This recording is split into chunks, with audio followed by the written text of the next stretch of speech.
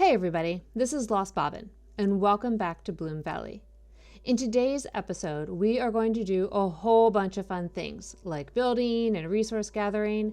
I've been thinking a lot about what I want to build in this valley. I really want to preserve the original ambiance, the feeling I got when I first passed through the cave and found it. My plan is to initially build the structures into the cliff faces with bridges and walkways connecting them.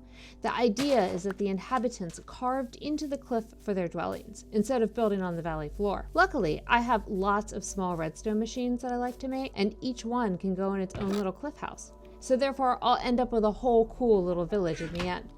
Hey donkey, why don't we go check out that taiga forest and chop down some trees? Oh, but before I forget, I bought a cactus from a wandering trader, so I want to go ahead and get it planted before I go. I want my cliff dwellings to blend into the landscape, and their roofs will be made from different green blocks, so I'm gonna need a lot of green dye. Oh, look at our spawn house. I think I'm gonna name it Daybreak, since the only reason you'll go in there is to turn the night into day. There's a taiga forest, cool. I want to just go down and chop a couple trees down, just enough to get some saplings and a bit of wood. So let's go ahead and set our spawn point and secure donkey, and I'll collect some of these ferns since they're plentiful in the biome. I want to show you a really cool trick for when you're early game and don't have things like scaffolding or wings.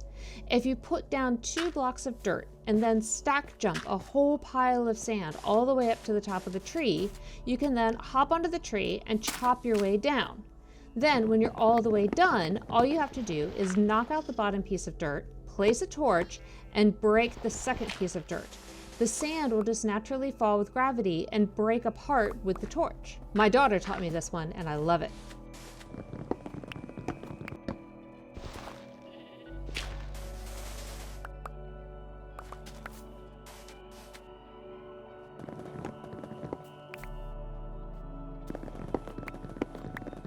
It looks like we're doing well. We have almost a full stack of spruce wood and 12 saplings. So that's going to be enough to grow 3 spruce giants back at base. Perfect. I forgot to bring a crafting table. Dang. All right, I'll make a quick one because I want to make a boat. Next, we're going to go on a boat adventure. But first, I'm going to put all the things that I definitely don't need in my inventory into the chest donkey is carrying. I won't be cutting down any more spruce or gathering any more ferns, so I can just load these things into the donkey for extra storage and keep my personal inventory a little more empty. All right, donkey, let's go on a boat adventure. I know I could have a chest boat, but I kind of enjoy having the donkey instead, because the donkey can go on land where the boat can't. And I don't put my donkey in the boat because I sometimes have trouble breaking the boat when there's an animal inside of it, and the donkey swims behind perfectly fine anyway. Oh, look at that! That's the yellow sheep I used for my build last episode. Hey yellow sheep, hope you're doing well up there. For my builds, I want to use spruce, dark oak, and acacia, along with the birch and oak. So I have been boating around looking for either a savanna or a dark oak biome. Oh, there's a savanna.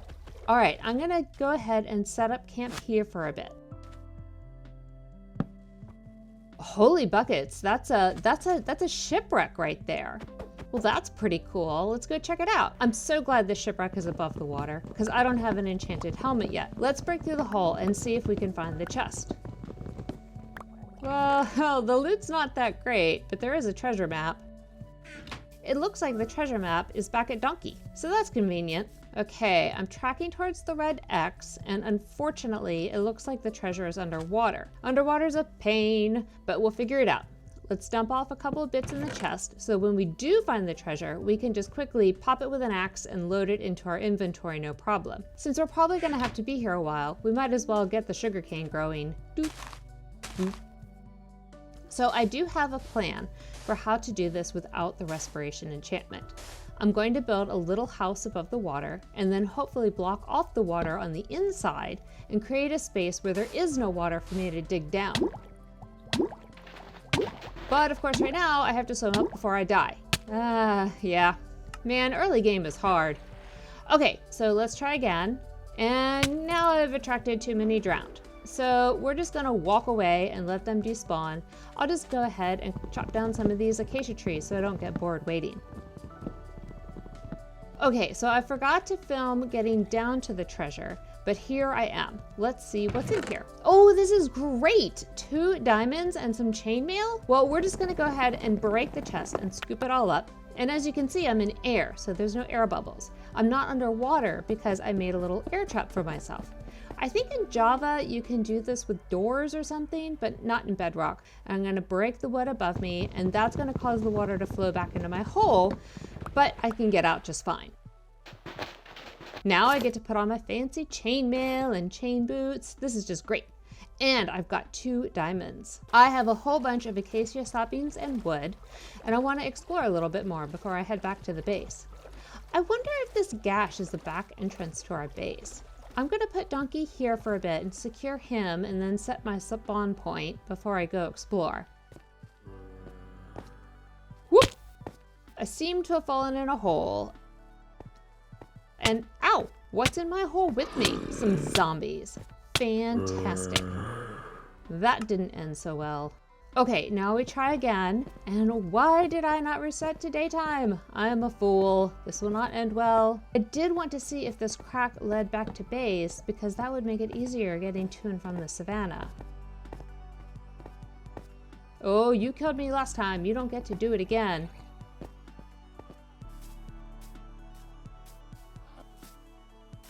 No, this is not my special valley. Bloom Valley might be just to my right, but at this point, I'm gonna hustle back to bed and try not to die again. I'm gonna have to grab my bed and run to a clear open spot because my daughter's also playing and she's trying to get back to her bed too. I know that there are 1 sleeper mods, but I have enough tech trouble without inviting more. All right, Donkey, let's just get out of here. That was a bust. Let's break the lead and wait. Oh no! Donkey, you're in the stone. Oh here. Oh wait. Oh, this is terrible. I feel terrible. Poor Donkey. Okay, well, what we're gonna do now is go ahead and build that chest boat because I have too much stuff and I can't carry it all. With a chest boat, we can load up everything and be on our way. I'll have to make multiple runs carrying stuff once we hit land, but I'll get that sorted out. I'm legit sad about Donkey. I'm just gonna head back to base. I've got lots of goodies from the taiga and the savannah and the shipwreck, so I'm just gonna head back with all of my stuff. As you can see, I now have an absolute storage mess. I just filled another chest full of random stuff, and it kind of drives me crazy. My first dwelling will definitely be a storage facility. But before I do any serious building, I want to go ahead and start my diamond strip mine. I only have 2 diamonds, and that's not enough for a pickaxe and an enchanting table. Diamonds are so deep in the game now that surviving a caving mission all the way down to diamond level is just too stressful. I have enough stress in my real life. So a strip mine is the path for me. I've picked out a spot here for my mine shaft, and I've got some timbers in place for now, but I'll build it out a little bit better when I come back up. The way I like to build mine shafts is to cut 3 across, and then I can stand on one of the blocks, and I can chop down 5 on either side of me. You know what? I'm gonna preserve this iron pickaxe. I'm just gonna make a quick one out of stone. But you guys don't care, because I speed it up anyway, and I'm not in some kind of crazy deadline to dig this hole, so it's fine for me too. Once you've done the 5 down on either side, it's okay to dig straight down because you can see that there's not a cave or anything. Then you light it up and then you just keep going down, down, down, all the way down until you're at the lowest level. So here we are at negative Y58. And I've got some lapis here, that's cool, kind of a little bonus. So what I'm going to do is I'm going to chop out these 3 blocks, put one in the middle, and going down, I put all the torches on one side versus the other. So the torches will help indicate which one is the water drop so that when I jump down, I land in the water. Eventually, I'll make a bubble elevator on the other side, but not today because I haven't been to the nether yet. Today, once I've got some diamonds, I'll just pillar out using the middle block. Off I go to the mines. So something I've noticed already is that there is a tremendous amount of iron at this level, which is weird, and it's kind of making me think that I might be near an iron vein. Since I'm gathering up so much iron, I figured I should go ahead and set up my funnel system again. I'll place the funnel on top of the furnace and the funnel below the furnace, and I've also got a lot of copper, so I can get that smelting as well, while I'm down here strip mining. For fuel, I'm going to use lava buckets because there's plenty of lava down here. Yay, my first diamonds! So exciting. I've been down here for a while. So because there's been a lot of lava around me, I'm going to go ahead and dig this vein out all the way around just to make sure I don't lose any. And it looks like there's only 2, but that's okay. Yay! I love early game diamonds. I now have enough diamonds for a pick, but I still need obsidian for the table. I'm going to go ahead and just get my obsidian by bringing some lava to this hole and then turning it into obsidian with my water.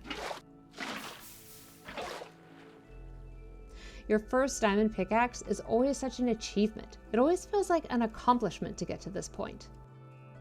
I'm all done down here for now. I'm going to gather up everything that I can fit in my inventory, including the stuff I've cooked up.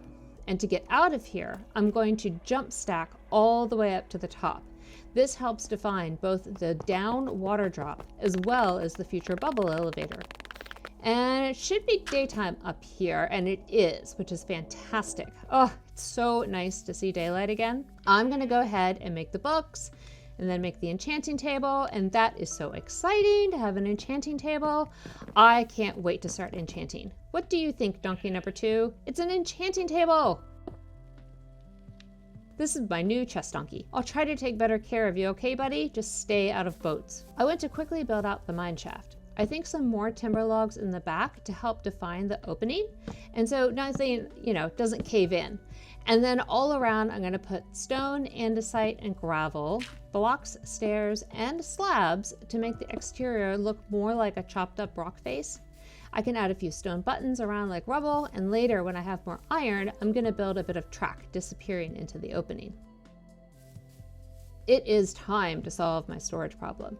Looking around, I'm thinking that I want to start building over there by the waterfall. For my first build, I'm going to use spruce and acacia.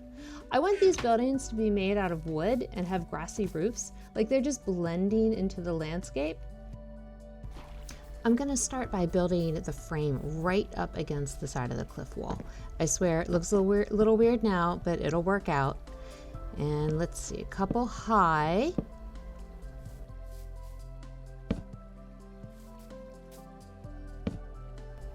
And then of course I'm going to put the door in first. And then the walls are going to be made out of acacia.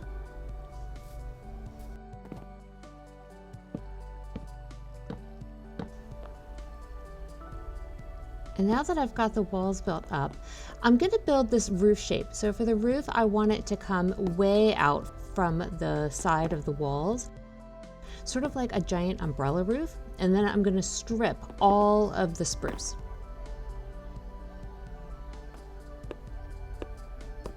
So see, the roof's going to have a huge overhang. Yeah, it looks pretty cool. That's pretty cool. So we'll get a few details up.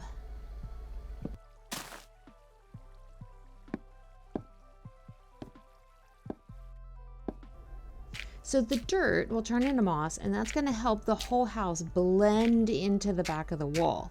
And so then the next step is going to be to dig out the inside. But for now, I think it's pretty cool. What do you think, Mr. Bunny? I'm now inside, and I've already carved out most of the room in here for the storage. I've lined the walls with acacia, and you can see I've already brought in all the storage from outside. It's still a bit of a mess, but at least it's getting a little more organized. Let's go ahead and build out our storage system. I'm using upside down stairs because the chest will open with upside down stairs and slabs, but not a full block. And this way, I can use a sign or item frame on the stairs instead of the chest itself. I've added a nice bright birchwood ceiling, and then we're going to make some signs to help us plan out where everything is going to go. I'm using signs for now because I want to reserve my leather for the bookshelves, but later on I'll make item frames so it's really easy to see what's in each chest. We're going to finish up this ceiling with birch and call it done. You can see down this side is the big bulk storage, like stone, wood, sand, and dirt. And then this room is a little bit skinnier with items that are grouped in categories. I find it's useless to store them separately because I will never have a chest full, much less a double chest. These chests are if other players just want to dump their inventories and log out. In this game, we're sharing our resources, so having an inventory dump is handy. Thanks for watching! Now that I have all my stuff sorted, I'm ready to build a giant library for the enchanting table and to upgrade my gear. Awesome! See you next time. Bye!